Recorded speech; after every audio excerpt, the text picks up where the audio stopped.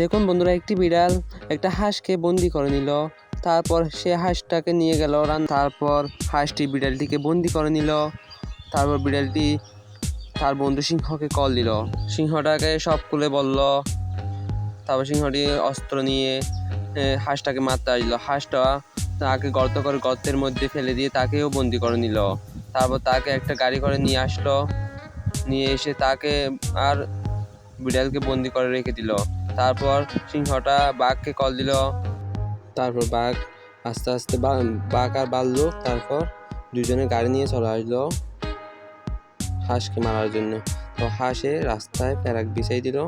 তারপর সেখানে আটক হয়ে তারপর দুজনকে হাঁস গাড়িতে করে নিয়ে যেতে লাগলো।